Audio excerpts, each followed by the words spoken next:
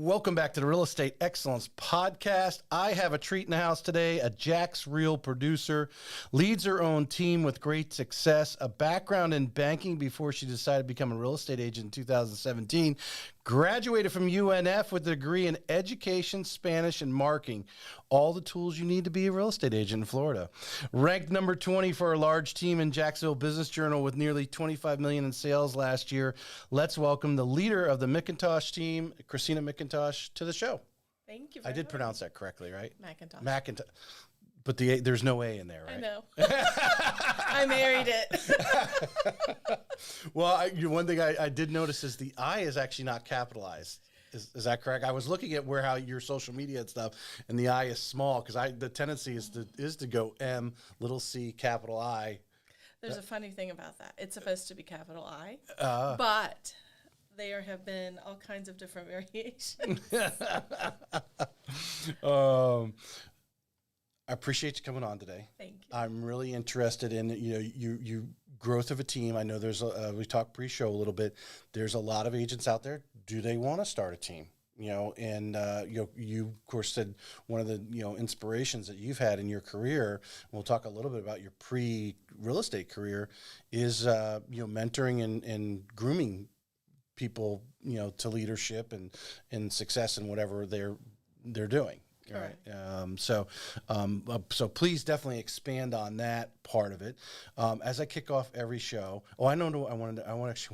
One thing I found interesting, because you kind of how many? You have like half a dozen agents right now. Correct. And they consider that a large team. So to be ranked number 20, and I know there's some large teams in the area. That's a pretty good. I think they should have mid-sized team. I don't know what small team. I guess is what 2 or 3 people. I don't even know how they even rank. I don't even look at the numbers. I honestly, is it a right fit? Yeah, and that's kind of what we go with. I did notice this year versus last year there wasn't a lot of crosstalk on the not the JAX Real Producers, but the Business Journal. There, everyone was worried about what their ranking was. There was a lot of scuttlebutt on Facebook. But anyway, tell us, where are you from? Where'd you grow up? So I was born in Italy. My dad was in the military. My mom's Italian. So I was born and lived there for 5 years, and then I moved to Spain and lived in Spain for 5 years, and then came here to Jacksonville. Okay. So about 10, 11 years old before you came to the States. Correct. Oh, cool. English was my third language. Was really kind of a neat upbringing because I was able to live in Europe for 10 years and really immerse in the culture over there. Mm-hmm. Then came here and was able to, I had to learn English. Which I did speak English because I did go to it was a school in Rota, Spain that was for military children. Right. But it was a stretch. So in all of it, it's been a wonderful experience, growing up. By the beach has been one of the biggest pieces. So that's why first. So your mom's Italian. Mm-hmm. Did she speak English, obviously, when she met your dad, or? No. Funny thing is, they thought they stood each other up on their first date because they didn't really speak a common language, but they figured that out. My dad's Filipino, so it was a very big stretch. But between Italian, Spanish, they kind of figured that out, and then here we are. So. Very interesting. Yeah. Very. When you came, because I always find this very interesting, and I think I was fortunate enough to, if I've mentioned before in the show, to go to Sweden when I was in high school, not for 10 years, really for 10 days, but because I have an interest in it, I think it heightens my alertness to, like what you're saying, the importance of some of our American kids here, born and raised, need to, kind of get a taste of some of these other cultures to understand like what their culture is and what you know what I'm saying? I think they are really a lot of times what they have here compared to a lot of nations around the world. I think it's fun to explore and get to experience other cultures. Mm-hmm. I have always wanted to continue traveling, and I have passed that on to my children. I think it's important to enjoy where you live, but also be willing to explore other Yeah, opportunities. yeah. There's so many. I often just like to sit down with people from other cultures, nations, and just how they think. We're all brought up a certain way. We have information coming to us. Of course, now it's way too much than it was when I was growing up, and that what are they actually absorbing? What is their perception? Of what it's like to live in Italy or what it's like to live in Spain, without, so what a great experience. So coming here to the States, you're already about ready to enter middle school, right? Ending elementary school, going to middle school. What are some of the challenges that you had then as a young person? Like you said, English wasn't your primary language. It was not. So coming here, it was interesting because it was completely a different cultural experience. The way school was set up was different. However, I was very fortunate to have parents that were very encouraging. So even though I did not understand or necessarily speak the language as well, adapting was a big deal, and having patience. So with that, it has helped me throughout life. Those were life skills that have helped me till today. So there was something my wife sent me the other day. It was some psychologist talking about when children have challenges, as adults, it doesn't affect our brain as much as it does as a younger person, but it sets these tracks in our brain, the challenges of overcoming, whether for you, obviously, coming to the United States, actually, you did. That's your third country, right? Italy, Spain, and then come to the United States. So you're having these cultural changes early in your life, and then having a language barrier. I mean, that's to me that's a huge obstacle to overcome.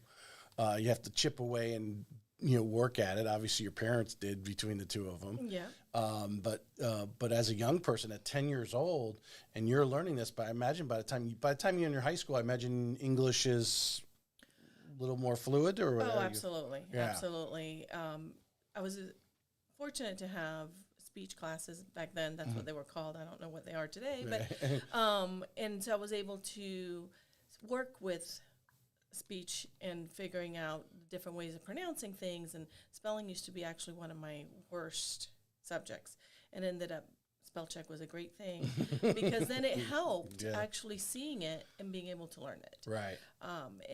Adjusting my expectations, but also willing to adapt. As a young child, I think that most children really want to explore and learn and want to understand. So that's kind of the mentality I took. I'm in this country. I need to learn. I need to adapt. And I need to understand. With that said, we had pasta and rice every night for dinner. So, it was good. It's fine. But do you have to go back there? So now, I mean, as a young person, at 14, you've made some major changes in your life. Did multiple cultures. You got, your parents' cultural, differences and all that stuff. And I can just imagine you being a fairly confident teenager because you've seen a little bit of the world versus a lot of your classmates.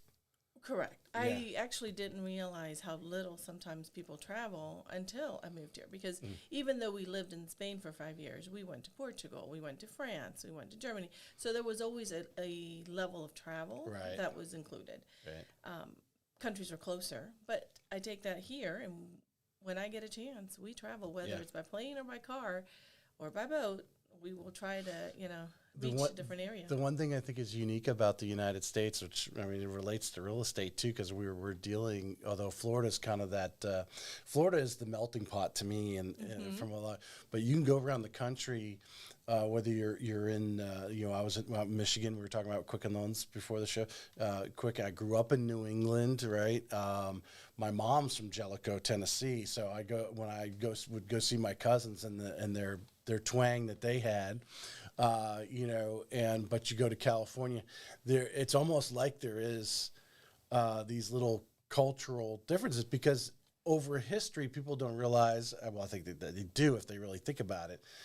Different groups, Europeans came and settled in different areas, obviously the New York was a Dutch colony, and then you had New England, and then you had these groups of people that over a couple hundred years have grown from that culture. So you can actually go and touch some of those little things, subtle, but they're there if you look for them. Oh, absolutely. But that's the neat thing about exploring. Yes. And the ability that not everything the way I look at things is not always right. Mm-hmm. So look for what is a good thing and a positive thing, no matter where you are, and enjoy it. Enjoy the moment. Enjoy the place. I was recently in Chicago, beautiful city. Mm-hmm. I really enjoyed being there. Weather was great. Mm-hmm.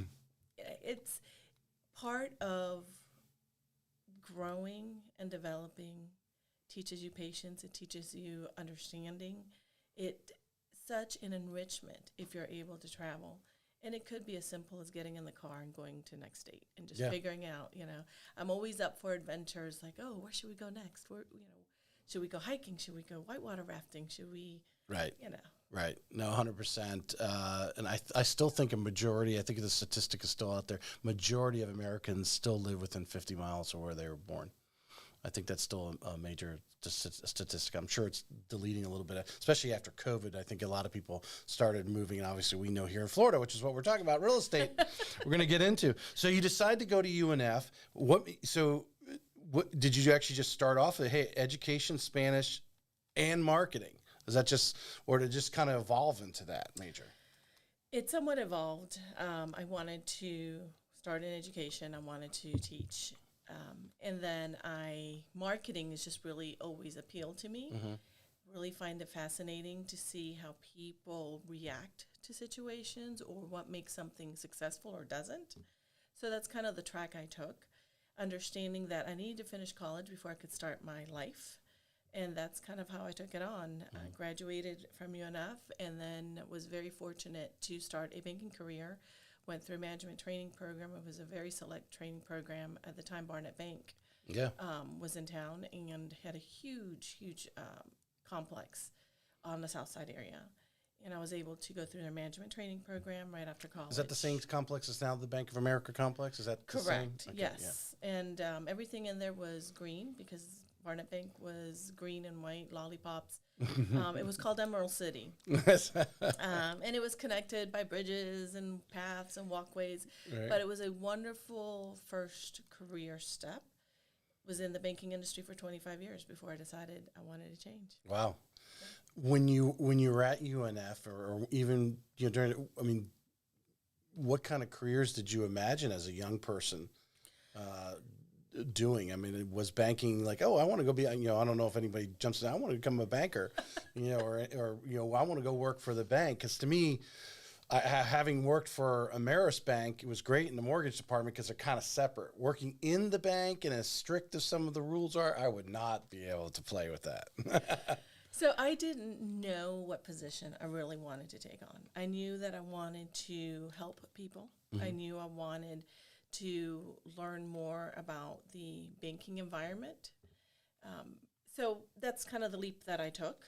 Even though my degree was in education and I thought I wanted to become a teacher, then banking kind of lured me away and started my career in one of the entry-level leadership positions. But at the end of the day, when we talk about banking, there's so many aspects and so many roles that I actually became one of their corporate trainers. And that's marrying my education into the banking world. Yep. So I was there during the merger of, when Barnett Bank merged with Nations Bank and then Bank of America. We would give in manuals and said, here, learn this weekend. You're flying out to LA on Monday morning. Good luck. But without kidding aside, it was a wonderful experience to travel, wonderful to be able to educate. And from that, it kind of spun off to leadership training. So I did a lot of soft skill and leadership training and was very involved in the development of quite a bit of those skills. And I would work with local leadership. As I traveled through my career and went through different financial institutions, I was able to work with local leadership to help develop leaders for the next, step. Yeah, yeah. What actually, I had here, what led you to banking? You kind of just, was it just, hey, I graduated, I need a job, and then you saw an advertisement and then you're there for 25 years? Or So when I was in college, I actually had a friend that worked for Barnett Bank, and he said, "Hey, they're looking for, part-time customer service reps." I said, "Sure." They're like, "If you speak Spanish, you get more." Right. So I joined a team and was hired on, and because of my Spanish speaking ability, I was able to start right away, and so I did that part-time. And then when I was finishing my college career, that's when they came to me and said, "Hey, would you like to apply for the management training program?" At the time, I thought I was going to become a teacher. And then I went through a very rigorous interviewing process and test-taking process. And they selected me as one of the candidates. Cool. And I spent over 12 months getting paid to learn and develop my skills as well. Oh, awesome! I mean, that's a master's degree right there. I mean, when you really think about it, I mean, because you're hands-on. Absolutely. And doing that, what an opportunity to fall into in that case. Hopefully you remember your friend who led you that way. Yep, I certainly do. Funny. So we mentioned a little earlier, I wanted you to expand on, I mean, 25 years in there, obviously, you not only were consistently training, but you were being trained by, huge corporations that have a huge budget for that. What were you able to take in your day-to-day operations of your team that you have now, but also as a real estate agent dealing with clients every day? Absolutely. So one of the biggest things I think that was a big help, and I carry it on, is setting expectations. Whether it's a client, whether it's a colleague, whether it's a teammate, whether it's another agent. Making sure that everybody has the same expectations is the key to success. Understanding that, okay, we might be here, but we all need to reach to this goal. That is growth. That is understanding. So early on, setting the expectations, understanding expectations, communication, and making sure everybody was on board and had the same vision was super important back then, and it's still used every day. I was very fortunate at the time to get certified in what matters first things first, which was a Covey skill, and I actually went around the country and trained it, along with other communication skills, part of the soft training of leadership groups. So, well, simplify that for me. The expectation and the Covey training you're talking about. What exactly was the bank trying to get across to their staff? Absolutely. For expectations, it was very simple. Here's the job description, but this is what it looks like. This is what it feels like. A lot of times we see generic job descriptions, right? And it's been a long time since I've interviewed, but what does it look like, right? So then setting those expectations and understanding. The bank at the time was trying to make sure, retention was huge. Hiring someone costs a lot more than retaining someone, right? So once you hire them, very few companies actually realize that. Some have to spend a lot of money to figure that out.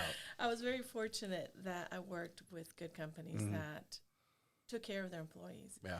So from that point on, that was part of it, is how do we retain good people? And how do we help them grow if they want to grow? Because development is important, so many aspects, but leadership, not everybody wants to be a leader. Not everybody wants to take the helm. Some people want to sit back, and understanding that everybody has different buttons that are important to them. So keying in on those is what makes somebody understand and retain. Retention stays pretty strong with that. I love the way, and this might be a slight tangent to our show, the job description part of it. But really, like you said, there's a job description or a description of what a real estate agent should do or supposed to do. But there was a statistic the other day, I heard it, I don't know, it was on a podcast or something, it just crossed over and made total sense. And then when you were talking about the job description, I wanted to share it. Women, when they read a job description, and they're looking for jobs, they almost feel they have to fit that job description nearly 100% when they read it, even though it's written by some HR department who may not even have anything in the hiring decision. The hiring person, obviously, in most cases, hey, I'm in their mind, they have someone who would fill that role and what they want them to actually do. Men will apply for jobs where I think they're like 30 or 40% of what that job description was. It was very interesting, the dynamics of that. But I think it's the realization of getting outside the box, whether you're the hiring person or you're the person reading that job description going, well, I don't necessarily know how to do that, but I've done these other things. I can learn how to do that part because I'm really good at this other part, which is really the title of the job. At least that's the thinking I see. I read some of these job descriptions and I'm like, okay, you're not going to find, the chances of you finding that person that fits that every box on that is not likely. You're going to hire somebody that doesn't necessarily have those skills, but you're going to teach them because of obviously the resources that a large corporation like that would have in it. And that's very true. Job specific meaning if you're looking for a chemist, a scientist, or someone that obviously very specific skills. Mm-hmm. But if we're looking for customer service, if we're looking for retail, if we're looking for things that to help grow your business in a different aspect, then some of those skills are transferable. And that is one key that people need to, I think, and they, I think, do realize, but it's important. Try it. You never know. And having a conversation with a recruiter, it doesn't hurt. Mm-hmm. Just to understand what they're looking for. And it might be a good fit, it might not, but at least you have a better understanding. With real estate and with any position, I think part of the disconnect sometimes is not understanding what is expected, but also not sure what to do. So training has always been a crucial part of the development and the learning and the retaining. Since we're on the expectation part, all right, let's flip this now to real estate. Correct. When you this thought of expectation, when you're taking on, and you can go either way with this, a buyer, seller, maybe you can use an example for us.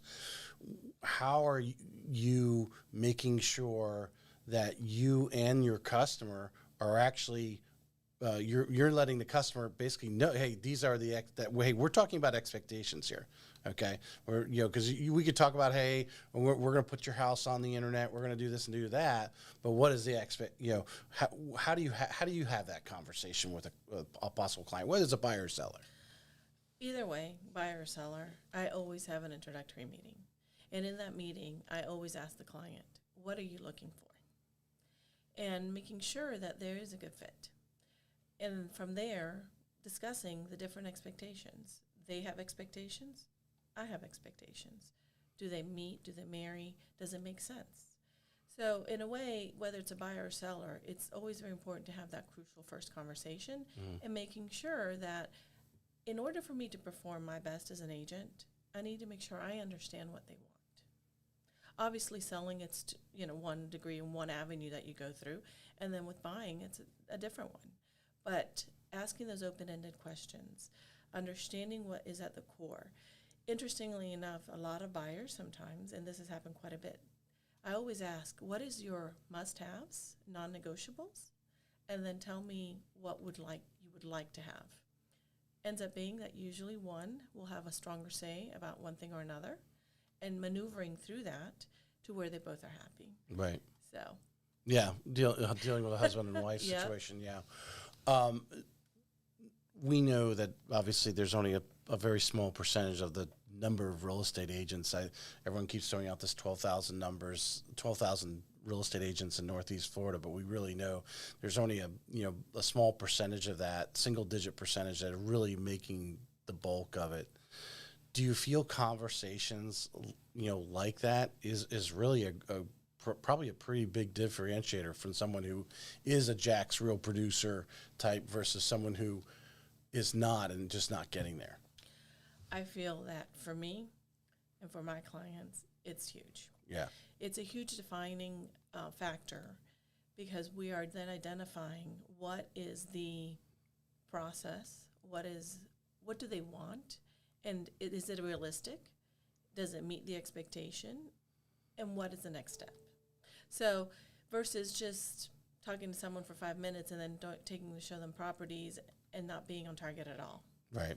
I think that creating a process, whatever that process is, has to work for the person. And most agents, I would hope that that's where they would start. But I will tell you that in interviewing quite a bit of people that are starting out, that has been a huge challenge. You know, you get your license, you're like, great, now I have a license. And now what? Mm-hmm. So in order to successfully grow and develop your business, get with a good mentor. Make sure that you understand whether it's joining a team or even if you want to do it independently, but create a process that works for you.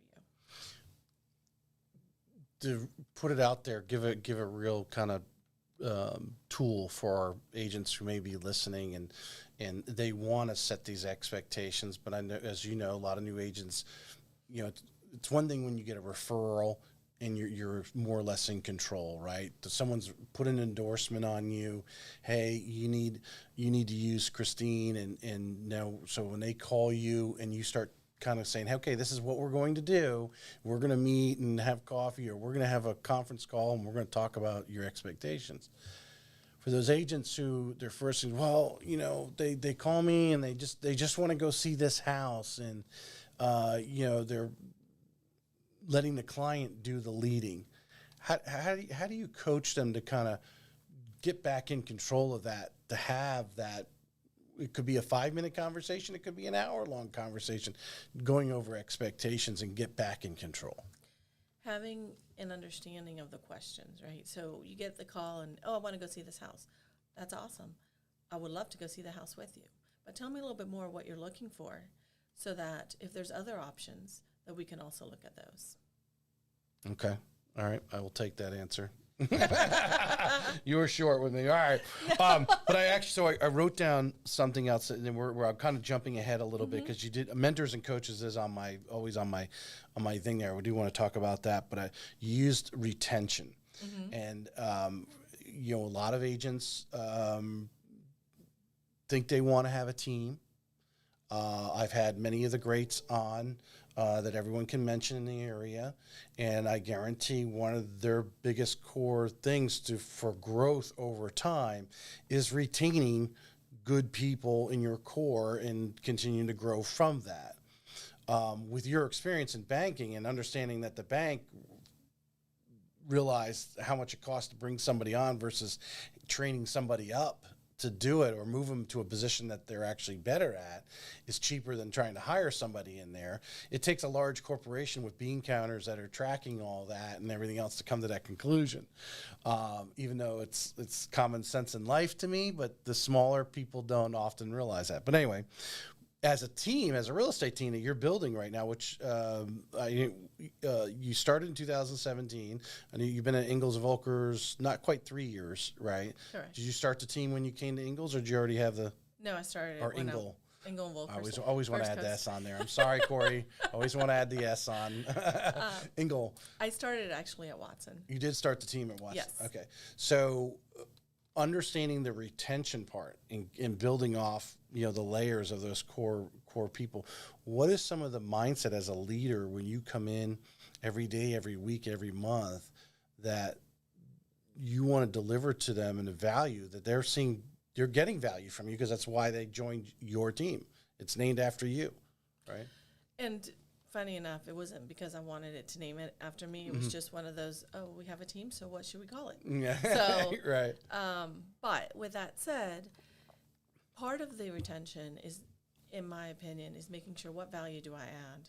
You know, being a team leader is more than just being there to answer questions, but also helping them understand and guiding them. The offset of that as a team leader is that you do see and you do want people to do well.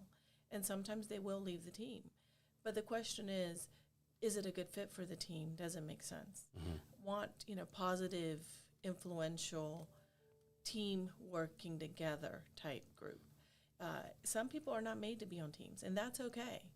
They're more of an individual type of worker. And if that works for them, that works for them. However, I will say that everybody on my team, we all pitch in, we all help each other. We have an ongoing group chat. We see statistics, we share them. We always discuss what's out there, what's happening, what's going on, what we're seeing, what we're not seeing. It makes us well-rounded. Right.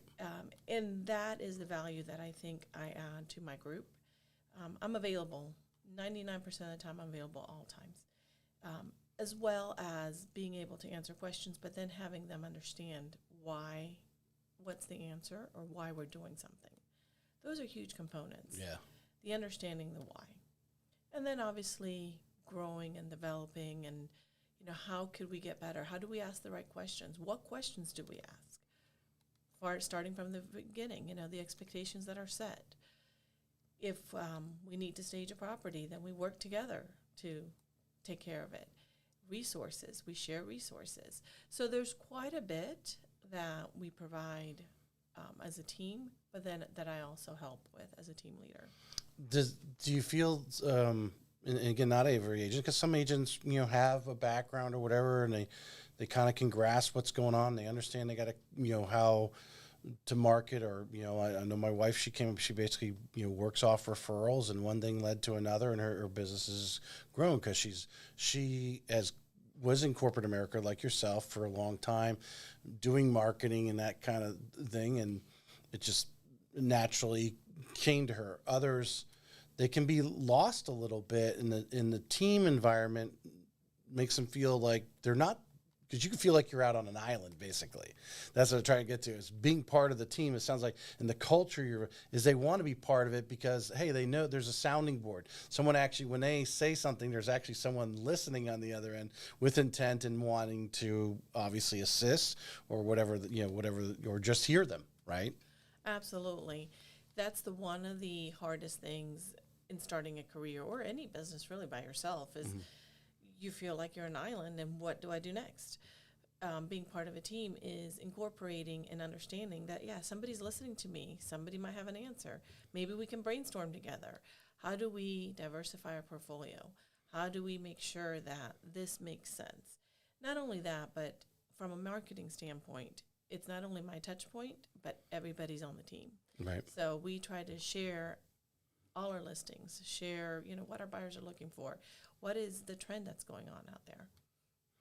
I'm going to transition because mentors and coaches was on there. You mentioned mentors and coaches. Mm-hmm. Tell us about you early on. You were at Watson for almost 3 years there, right? If I remember the LinkedIn a little bit.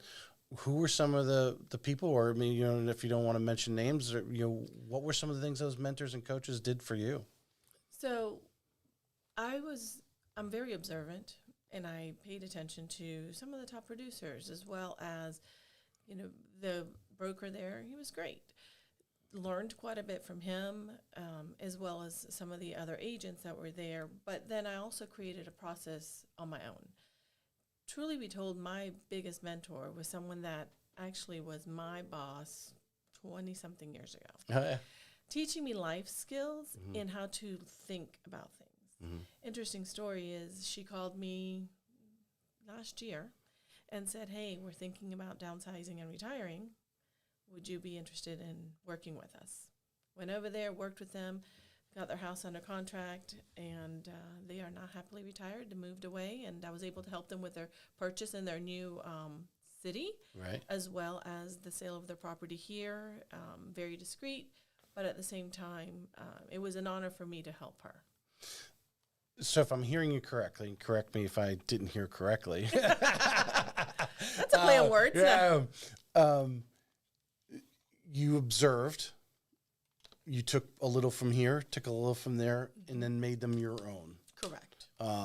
In the process. And I really think every agent that's out there that's been in the business for a little bit and having any sort of success, that is what we're doing. We talked again a little bit pre-show. What the importance of new agents coming on is, you were with Watson for a while, so you saw a lot of new agents to really take the time to have a coffee, have a lunch, go in the office, whatever, with some of these people have been doing it a while, have seen a lot, have had enough at bats that they can actually, understand their experience. Because I think you need to do that. You have to do something a little bit to understand what you actually saw. We see a lot of things, but sometimes we don't have a wall to stick them on yet until we actually experience that situation ourselves. And we go, oh yeah, I remember that from so-and-so told me to do that, but I didn't know where to ever apply it. Right.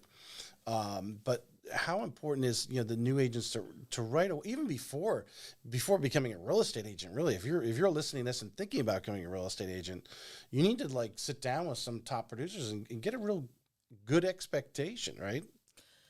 I'll never forget someone said, oh, well, you work for yourself, you make your own hours. And I'm like, yes, but you have to be available when your buyers want to go see property. You have to be available when your sellers are ready to meet. So to an extent, yes, you do control your calendar. But at the same time, you also have to have some flexibility. Because if you're not available here, then they're like, well, I'm going to go find somebody that is. Right.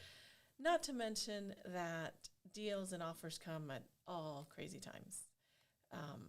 With that said, it is truly crucial to create some sort of streamlined process, but to sit down and talk to a professional that does it full time and truly ask them, what does it take to become an agent? Because it's not just opening a door and showing a house. There's so much. It's like an iceberg. You see the tip, but there's so much that happens underneath. Right. That in the back, that's our job, is to make it as seamless as possible. But the sleepless nights, the racking your brain of what else can I do, what needs to be done, how can we make it what I call show ready, Right. is super important. In dealing with the personalities, the husband and wife differences, right? He wants a 3-car garage, but she wants something else. And where are you going to find the happy medium? Because there aren't many houses that have both. You stress over that. I've actually had quite a bit of buyers after they meet with me initially, and they come up with this list, and I always provide them a copy. They go back, and usually within 2-3 days. We've come to realize that we probably are not on the same page, but we want the same thing. So now here's our new list, because they have had now an open conversation. Right. I didn't realize a half bath was so important to you. Well, I didn't realize a 3-car garage was so important to you. Right. And that's the key component. Right. If I can get people to talk, that's what you want, because then they know what they're looking for, and then they can really find what they want. Have you ever had an aha moment when talking to, or maybe if you ever shadowed? I think that's I think that's important for every new agent, at least talking to a lot of top agents when they first start to spend 2 or 3 weeks and really truly shadow someone. Correct. But that aha moment, talking to a mentor or coach or whatever, and either they told you or they did something and you're like, whoa, I never even thought of that. I never even came to top of mind at all. Absolutely. There have been quite a bit of aha moments, because I always feel like you're learning every day. A good day is when you learn something new. Right. So, one day I had a listing, and the agent called, very kind agent, and said, I walked away with the key in my pocket, did not realize. So that was an aha moment. Yeah. Okay, let me meet you somewhere and take the key and bring it back, because I had other showings happening. Right. So having a contingency plan in place of what could happen, that was one of the biggest. Do you put 2 keys in the lockbox now? No. Strategically, very fortunate to have a team that we are dispersed throughout. So sometimes it's a quick SOS, who's closest to this? Right. I had a seller get locked out of a home one time. The agents showing the property didn't mean to, but locked the garage door and the front door. The sellers came home, and they always just come through the garage door, and guess what? They couldn't get in. Yep. Had a very supportive team, and Engel and Volkers has helped. Our offices being spread out has also helped. I've had people that are not on the team that are like, hey, I won't mind helping. I live in the neighborhood. Right. Let me go unlock the door for you. Yeah. So using your resources has been one of the biggest aha moments, and thinking quickly outside the box. Well, that goes in, kind of opens another little Pandora's box, so to speak. How important have you realized, maybe you didn't never really think about it before you became an agent. But I go back to something Patty Ketchum said on the show year and a half ago. I think she was episode 20 something, 30 something, and she said it's not the buyers and sellers that'll make and break your career. It's the other agents. Correct. And because we were talking about being part of the board and you're being active and so forth, but meeting the other agents. She was off on her little island, and she was okay because her and her husband had a real estate background. She had done mortgages before. She was on her little island, and she really, for the first 10 years of her real estate career, didn't go to the board of realtors. But when you're out there today, whether it's other agents at Watson's or Engel Volkers, but just the agent field in general, now you're top producer, how important it is to mix and mingle and get to know these other agents, even though they are working for other brokerages. It's super important. At the end of the day, we all have the same goal in mind. If you have a seller, you're wanting to sell a property. If you have a buyer, they want to buy the property. And it's that collaborative effort that makes a deal, makes it to the end. Mm-hmm. So working together, learning and understanding, and getting to know them is very important. Do you try to get out to socials and try to meet the agents, or do you have time to do it? Whether it's a social event or even just the educational events, because you have breaks and stuff to kind of go and mix and mingle and say hi to some of the other agents. Absolutely. I always, when I'm able to, I try to go to the events. Sometimes, especially when it's after hours, if there's other things going on, then it might be a little bit more of a struggle. But it's important to get to know them. Although even these big social events, I always like to get to know people one-on-one. Mm-hmm. Getting to know them, getting to understand them, and having conversations one-on-one is huge. So, well, especially if that some people brought up on the past shows, if there's an agent that really is good in Ponte Vedra or Nassau County or so forth, and all of a sudden now you've got a listing out there. Well, I don't normally tread that turf out there, so to be able to call on this person that you met at a social, had some time that willing to pour into you. Hey, this is what you should expect.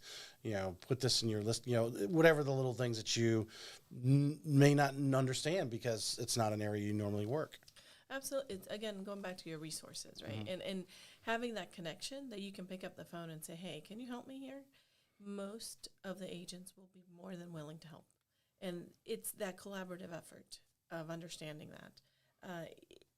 The key, for example, there is a property that we currently have listed, and I'm actually this week going to work on doing a collaborative open house for all the properties that are in the same area. Yeah. So that, hey, it might not be my house, but if it's somebody else's house that went under contract and we've all helped each other, we're almost willing to help each other again next go round. So it's putting the houses, whether it's buyers or sellers, is leveraging and understanding and going out there and showcasing what you have. Mm-hmm. I think that, I don't know if it's underestimated. Maybe some people just don't want to put the work in it. Maybe I don't know, maybe other agents. I think that's a brilliant thing to do. You have these neighborhoods where you have 2 or 3, 4 houses that are listed, which is a lot for a neighborhood right now with inventory as low as it is. But, to bring attention to the area. You may have agents who don't know that subdivision, but because you're having 4 open houses at the same time where they can go through and walk through those houses for future purchaser by, it just makes more sense. And obviously advertising, now you have 4 people posting, come to our neighborhood and see these 4 houses. It just, that to me, that makes a lot of sense. I think it should be done more. I do see people doing that, but they should be done. I think it could be done more. We're kind of working backwards because we did move forward quickly with a lot of things, but tell us, you're at Watson. I guess a really question, I'm going to kind of bundle maybe a couple questions here into one big one. What you know now, almost 6 years, right, in the business. What you know now versus that, what you knew 6 years ago, 6.5 years ago, whatever it was when you walked in the door at Watson. what are 2 or 3 things you'd be telling yourself? No deal is ever the same, Mm-hmm. ever. So understanding that is key. Every deal is different, every single one. Understanding that you are able to figure out by asking questions. And it's so important to make sure that you ask the right questions, but then create a process.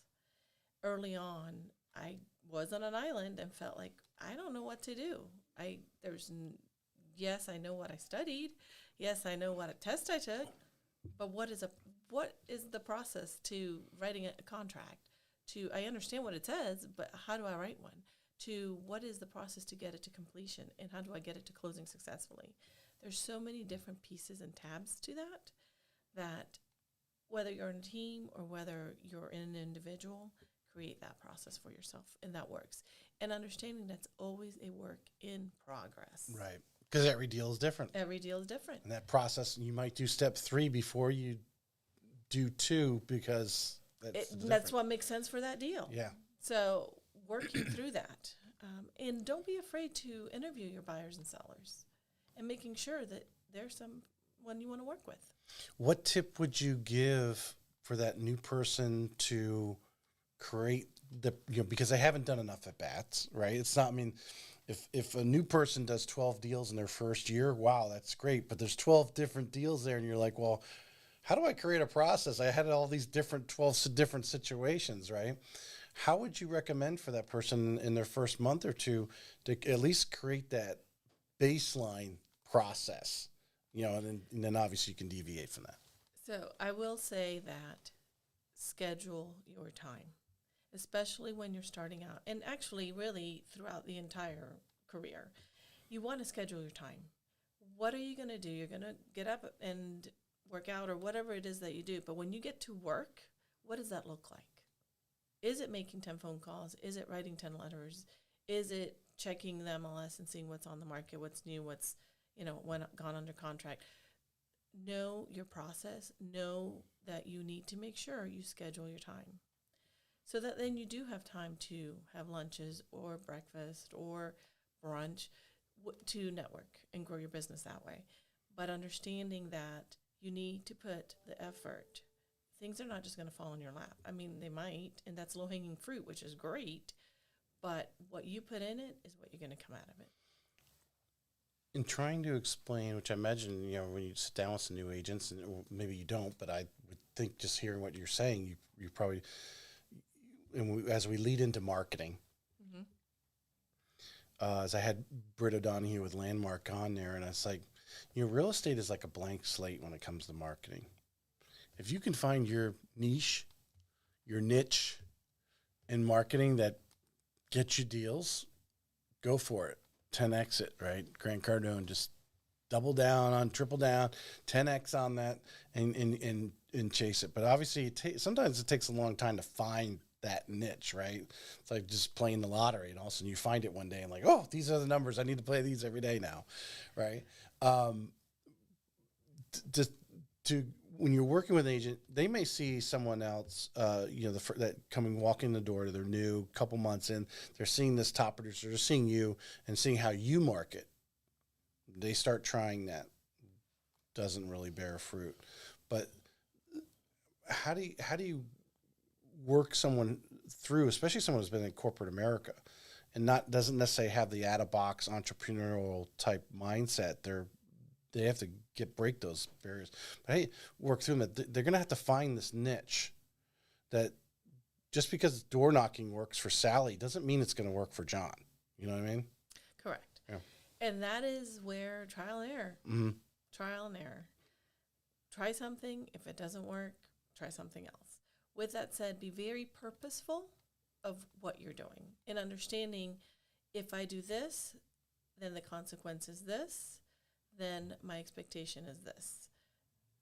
And kind of go through the list of what ideas you have. I always say idea dump, and then go through and say, okay, what's realistic? Look at your budget. You should spend money to make money. It's a common known, you can't market if you don't have the money. But at the same time, it's a kind of, if I don't close my first deal, then I don't have money. So I always say that the expectation is the first 6 months. If you close a deal, that's awesome, but use that time to ramp up.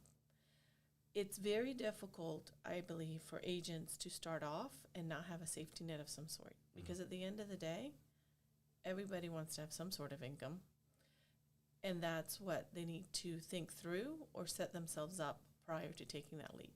Now, by joining teams, you do have that support, because there are things that the team does. The team leader will spend their money to help promote everybody on the team, or Right. should. Through buying leads or some sort of Marketing, team, correct. yeah, Whether generation. it's to team events, team marketing, helping set you up and your expectations so that you're understanding what the next steps are. There's a whole slew of things that can be done. And it's individualized, or should be individualized per person. I always meet with my team members one-on-one every quarter, and we kind of discuss, what are we going to target, what are we trying to hit, what is going on, what's working, what's not working, and then brainstorm ideas. Yeah, break us through, what a coaching session. Again, so the questions, right? If you're coaching, you're asking questions and getting the agent you're mentoring on the other side or coaching, to rise up, because you're trying to find this niche marketing for them. What are because you don't want to just mail the postcards out one time. Oh, I didn't get a call, and then stop. A lot of the things that we do in this industry take time. I mean, you just got to keep, the consistency is the word, right? Social media, you got to consistently do that. Then eventually, who knows, it might take 2 or 3 years, and then you'll consistently get leads from it eventually. But how do you have that initial coaching session and then set expectations for the marketing campaign that you may be electing to try? And sitting down and going, okay, where do you want to go? What do you want to do? Numbers are one thing, but it's celebrating small successes along the way. I think it's very important as well. Mm-hmm. So having those open-ended questions like, okay, so we're sitting down today, and what have you done? What does your day look like? And this is for a newer agent. Mm-hmm. What does the structure look like for you? If somebody says to me, I wake up, and when I feel like it, I'll just peruse MLS and stop by Starbucks on the way to the office, and right. Yeah. How much time did you really work? Right. And so that's the key. And how do we create a process or a work area environment that works for you?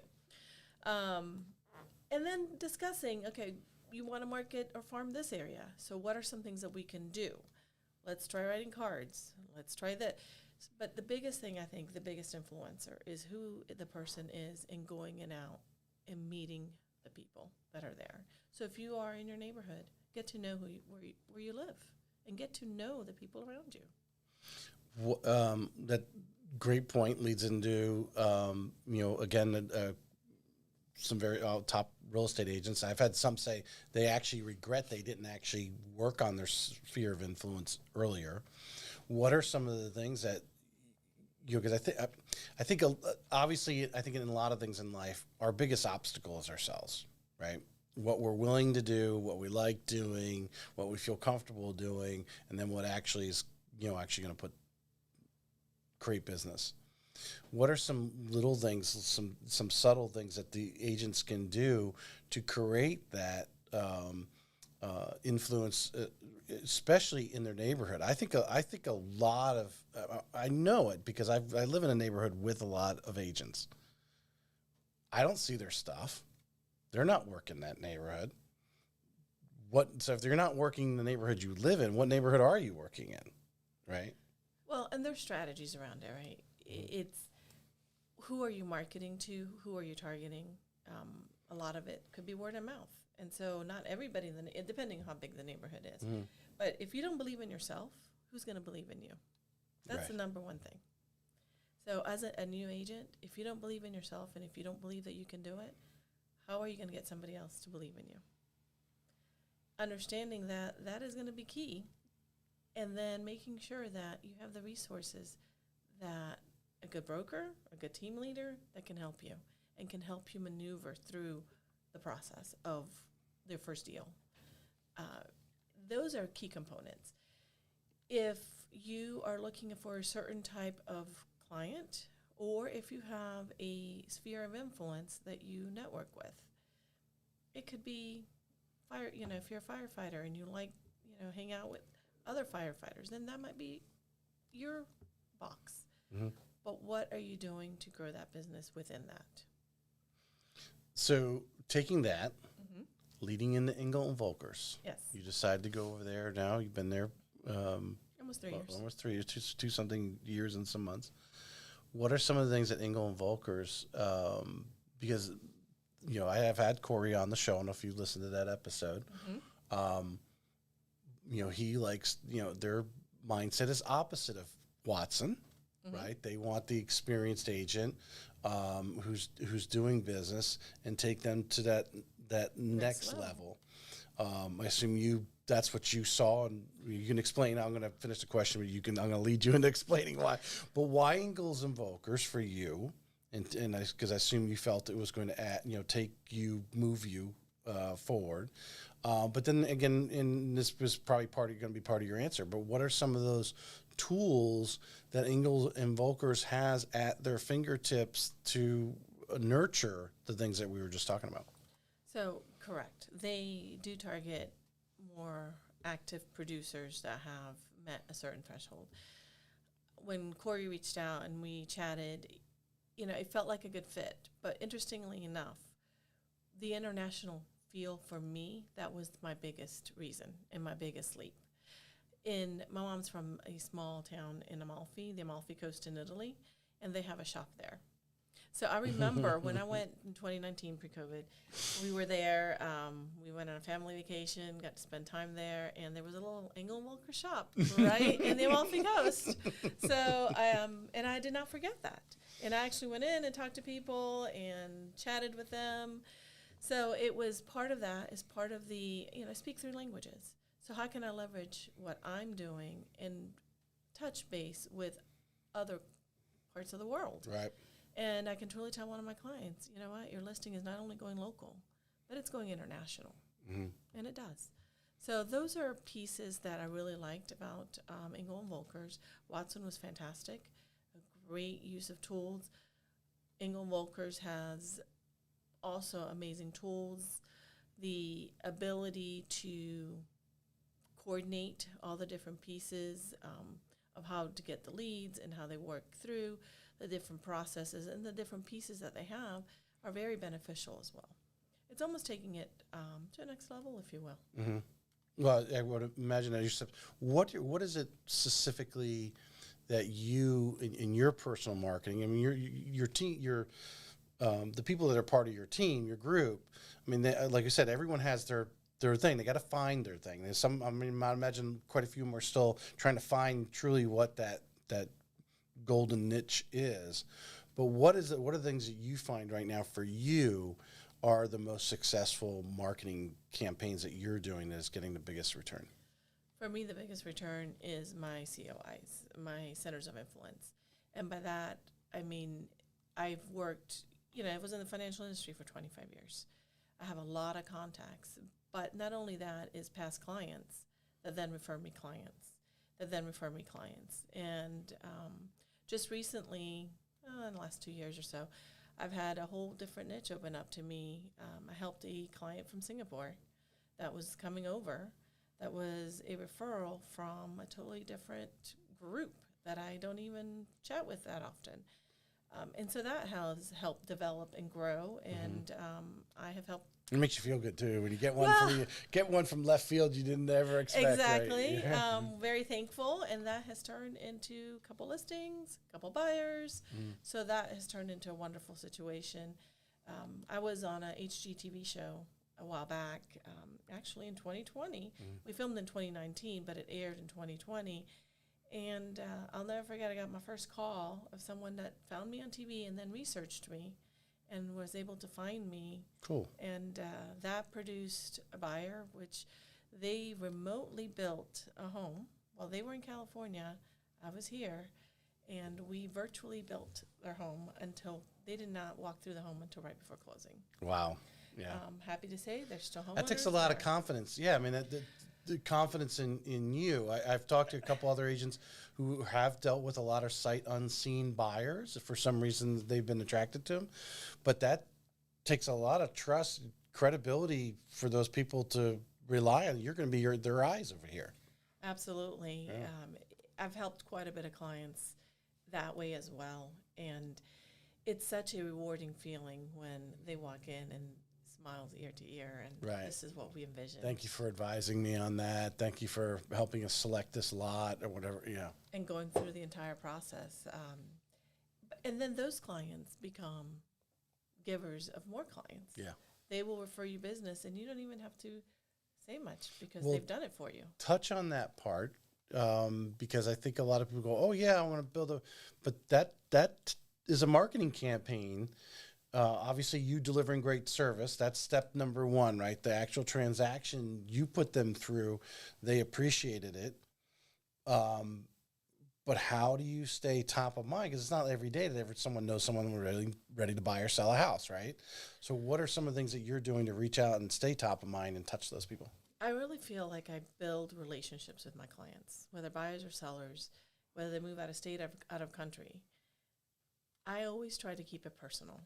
I keep in touch with them via an email or phone call if they're out of country, via apps that we now have that are wonderful. But just keeping in touch and really caring about them goes a long way. Because at the end of the day, it might be a business transaction, but we are all people. We're all human. So that human interaction is fantastic. Do you keep a, because after you build up so many, I know I'm terrible at names. I could tell you what someone's face looks like, but to remember someone's name sometimes if you're not regularly talking to them, that's my good. But do you keep a little file with some notes on them, like, hey, the kid's name, dog, whatever kind of stuff? Absolutely. I'm very fortunate. Knock on wood. So far, my mind's been really good about keeping track of who's what, or something will. I'll look at something. I'm like, oh yeah, they bought this house and they have this many kids and this is what they wanted to do, or they're looking for this as an investment property, or we built that house together. Especially when you're dealing with a build, it could be 6 to 8 to 10 months or longer. Exactly. And that's a relationship. You're not going to forget that person, right? And that's where keeping in touch, I always send them a card at least twice a year, if not more. For a holiday, birthday, whatever kind of card. Holiday, birthday, or just because. Mm-hmm. It's interesting, when you send something out on odd times, people remember, and they're like, oh, you just sent me this. I've never gotten a card like this before. So. This is the viral reel, right? I always like to get, obviously our conversation's always great and positive, but I always like to reach out a little bit, because I do, when there's gossip out, no, that's a gossip, but just scuttlebutt, I guess you're going to say, from, or dealing with agents on the other side. Obviously, I'm married to an agent, so I hear some of this, like, oh my God, you won't believe what this agent did, or how they're talking to me, or that kind of thing. What are, you were doing a class at NEFAR, talking in front of a bunch of agents of something like not to do or change their mindset. What is like a pet peeve, like sometimes you've had in transactions with that agent on the other side that weren't being so collaborative and have the goal of buying and selling a house? I will say a successful agent will return calls, will answer emails, will communicate. That's probably my biggest pet peeve, is when there's zero communication or lack of communication. How are you supposed to get the deal done? And that's huge. Right. So I always try to look at the positive, and I always look at everything with positive intent. So if they don't respond right away, I'm like, okay, I'm going to keep the positive intent, and what maybe they are held, life happens. Mm-hmm. So there's always that. But when there's not a collaborative, communicative effort, then it just tells me how difficult or easy that transaction is going to be. And if it is a difficult transaction, you're going to remember that. How important is education, whether it's going to NEFAR or going to some vendor that supports, or another real estate agent putting on something, especially for new agents? Like you said, in that first 6 months, they need to, I forget the actual word you used, but it made me think of this, about they really, when you're time blocking that day, you're going to do your prospecting, because that's number one. You got to try to, but then the rest of it, you need to be finding something that's going to grow you in the business. And obviously educating yourself would be the term for it. If you learn something new every day, it's a good day. Mm-hmm. Bottom line. I always feel there's always more to learn. Go seek it. Go find it.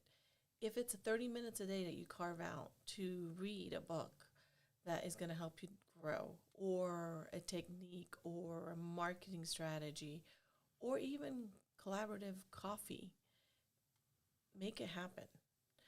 Try to schedule twice a week, whether it's breakfast, lunch, or dinner, or even a glass of wine or coffee, so that you can understand how somebody else is doing things. Ask the questions. But if you don't put the effort, and if you feel like you've learned it all, you've already lost. Right. I put out there a little tip, and this probably just comes natural to you, but being with a large builder here in town for 3 of the last roughly 4 years of my mortgage career, as a loan officer, I wanted to add value, right? So I'm finding, because I knew I had people calling and getting pre-approved. They can afford this much of a payment, and they're looking for this kind of home. The builders right now, they're reaching out to you like, and this is what we got. This is what they're telling you every day. Then they didn't have to reach out, and they had inventory, but they didn't have to do anything, because they knew in a matter of days somebody was going to have a contract on it, and find it somehow, way or shape or another. But that might be your client that should have had that house. And to take some time, and with all the new construction, and we know I don't know what the percentage of our inventory is new construction, but it's a big part, because the existing home sales are very low. Mm-hmm. To get out and tour these neighborhoods, find out what the builders are, especially if you're new and you don't know. You should be going through these neighborhoods. What are their options? Do they have options? So when your client does call, and then obviously calling those site agents or whatever, say, hey, because a lot of the builders went to spec homes because they realized to build with options, by the time they got the supplies, the cost had gone up, and they had to call the client and say, hey, we got to charge you another $40,000. So they went and started building spec homes and didn't price them out until they had everything on the ground, then say, okay, yeah, this house is going to cost that. So to know when those inventories are coming on, because I know that there's people moving into the area, they're renting, waiting to find their house to be built, or to find a house right now, and to take that time to get to know the builders, get to know the site agents that can rely on. I know site agents right now are hungry. So if you get on their list, you get on their mailing list, right? So you know what's going on. But these are all types of things. When you say you're building you said that one of the most important things was having a schedule. They should, if you don't have anything after 1:00, that's probably what you should be doing. Would you agree? Absolutely.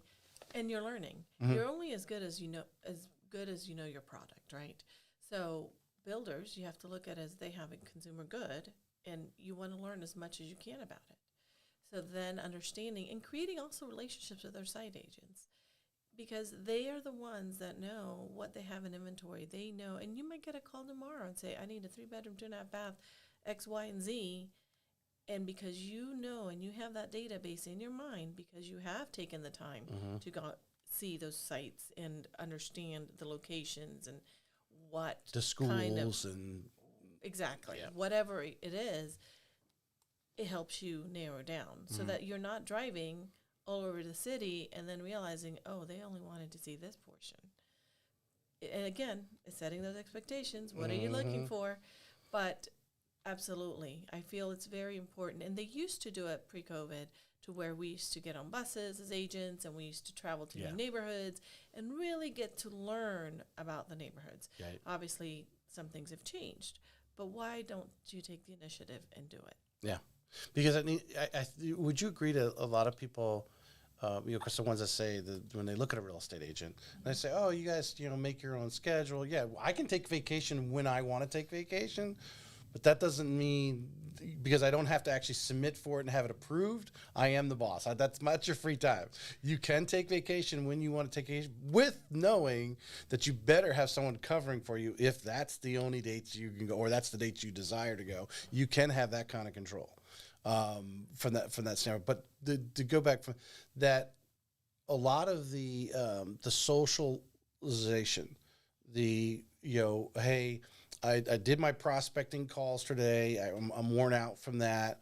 You don't want to burn yourself out, but you want to commit. I see a lot of teams, they commit like 2 hours, 9 to 11 every day. They're going to make so many calls, right? Having lunch with somebody.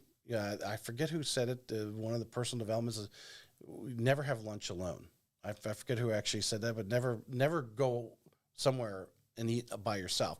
Invite someone to go and interact, and obviously, whether that might be maybe a future client, someone to refer you to somebody, or another real estate agent you might learn something from, right? Absolutely, absolutely. But then you do have you still have hours of the day to block off times for these little things, and typically the afternoon would be going around and seeing models, and sometimes in the mornings there's trainings going on all over town.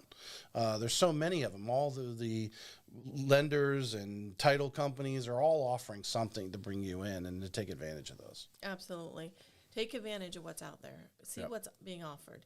But with that caveat, don't just go to every single training and not work on developing your business, because you need to do that as well. Yeah, because they're not going to pay you there. No, well, it's not even that. Is you will be so trained, which is fantastic. Right.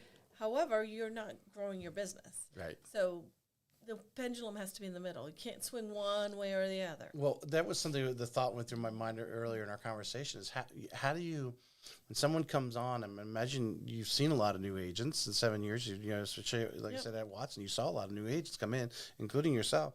How many don't have a full realization that prospecting, whatever it is, whether it's your circle of influence or you're making cold calls, whatever it is, knocking on doors, is like 90% of your business. That's what you should be doing 90% of the time. Correct. Yeah. Correct. And that's why, at the beginning, great, you want to learn, absolutely, but schedule yourself. If you go to a training and you take a week and say, okay, I'm going to go to all the training I can this week, you've now lost a week of production. So make sure that you have a balance in that. It's super important to grow your influences in your businesses. Have purposely schedule your days. And there's some days that you're going to say, I'm taking a day off. That's okay too, because you do need some downtime. But remember, what you put in it is what you get out of it. I have a question here. It's going to take a little thought for you. Okay. And the answers could come, because I'm going to ask you for three things, and they could just be just any random things. 'Cause I think, like you said, every day you want to learn something new, right? And I think some of that is learning about yourself. Since you've been in real estate, what are the three most important things that you've learned as an agent? Whether it's about yourself, about the business, the three most important things you think you've learned. That I have personally learned. That is a good question. It's kind of a life question. It is. Yeah. I've had to really dig deep and realize how much patience I really, really need. I have a lot of patience, but it definitely puts it on a different level when it comes to patience. Is that both in working with your group as well as clients, or overall? Just working with people in all aspects of it. Sometimes the expectation I have in my mind is, I ask this question, I should have an answer right away. And it might not be till 24 to 48 hours later that I get an answer. Right. Okay. So those kind of questions, or, for me, that has been one of the biggest pieces. I would say another piece that I have learned is no deal is the same, but at the same time, everything is negotiable. And I've had to learn that. Really pretty good at it now. And the other aspect would be that sometimes it's not a good fit, and that's okay. And not every client, sometimes you have to, Not every client, and you have not to fire every your team client. member, and not every team member, Right. and that's okay. The second one, the negotiable, everything's negotiable.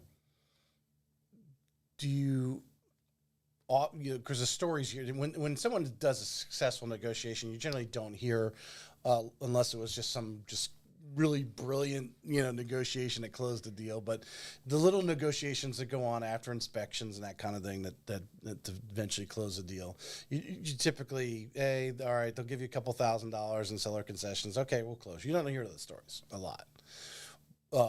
But sometimes do you feel the agents on the other end, if you were able to, again, be in front of that class at NEFAR and talking to the agent, not to take the counter offer, not to take the, when you're going back for it, not to take it personally, because from the stories that I hear from my side, because as a loan officer, we're dealing with a loan, and now there's a negotiation going on, and so I hear little bits of it, right? Not necessarily on the call or anything, but sometimes I see the emails go back and forth, but the agent on the other side is taking things a little too personal. They have to actually, work out what's best for your client. But if your client agrees to it, your client agrees to it. They're trying to sell the home. You may think you know everything of why they want to sell the home, or their sense of urgency to do it, or for whatever reason. But if they may be at the point where it's like, yeah, $1,000 in repairs. I want that house.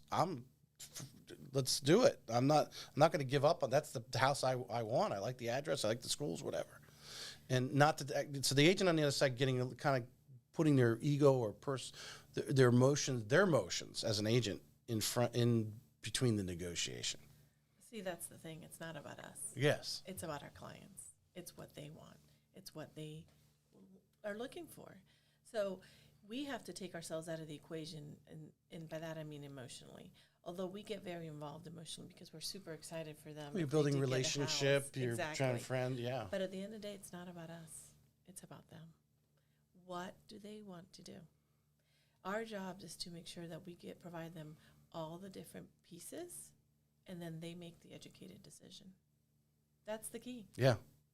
So it's not about us. It's about our clients. Well, it takes out the conflict. I think, they're adults. You presented what the other side offered, and they agree to it, and maybe they ask something back, and you're going to bat for them, and you try to get it, and they know you're doing the best. When the deal closes, most of them walk away with smiles on their face. Anyway, that's done. Thank God. Yeah, right. Right, at both ends. I mean, it usually is. It's a celebratory time, but it's not about us. It's about the client, and that is the key. Yes, getting feelings hurt. Have thick skin. It's not about well, this so and so said this about blah blah. It's what does the client want to do? Right. I'm going to provide them the best options and all the options that were given, and then they decide. So it's not about us. Do you have anything you'd like to add to our conversation here as we wrap up? No, I've had a great time. Yeah, it's I think there's some really. I truly enjoyed our conversation. I think there's a lot of great reels that'll spin off of this. We can splice up as we know, most people can only take that 30 or 45 seconds at a time. But you had a lot of great stuff, and I think. Someone listening to this, we talked about pre-show, a new agent or an agent that's hit their lid is, my first thought is slow down for a minute, or call you and have a cup of coffee with you, because we talk a lot of times at general levels, but I try to dig in a little bit, but there's only so much time. And there may be something, as an agent, if you're listening to this and you heard something that Christine said, and you're like, I want to know more about that, to pick up the phone and to call you. How do you, we talk a lot about building relationship with the clients, their buyers or sellers. That sounds all good, but some people are more, have a natural ability of doing it. Like there's some people that can walk in a room and they can talk to anyone. Yep. There's others that are a little more bashful. I'm kind of more the bashful side, but then you start talking to me and then I open up. Sometimes that's the way I've always analyzed it. Some people just walk in there and they're the life of the party, right? If you don't understand how people are building relationships, to sit down with an agent who's good at building relationships and really break down like some of the little things that you do, like the cards, like the phone calls. What do you say? I think a lot of people are afraid. Well, what do I say to them? I'll just call. Troll Facebook. See that they went on vacation. Call them. It's a reason to call them. Hey, I saw you went to Italy, which a lot of people are going to recently. I've seen a lot of that. Yeah, there's actually, I had 2 clients a week apart send me pictures of the Engel and Volkers in Ibiza. So, and they must have been riding the same bus because it was about the same shot. Right. But I thought it was pretty funny that they both said, hey, I saw one of your shops here. So, they, Italy, Spain, Europe, and even Asia have actually a client in Japan right now, which is kind of cool. Cool. One of my clients went back to Singapore just recently, last week. So it's fun. It's fun. The world is big. Yeah. Let's explore it. But if somebody wants to reach out, just pick up the phone. Yeah. It's just leave me a message if I don't answer or text me. I'll be more than happy to chat. I have put out there before, I haven't said this recently, I really would love to have put together, and I go this, and I tell the story. When my dad was starting his business, when I was, wee little, and the small township that we lived in Massachusetts on Cape Cod, they had a board you could go to of other successful entrepreneurs, say, hey, this is what I want to do, or this one, and they give you advice or whatever kind of thing. That there really should be a real estate board.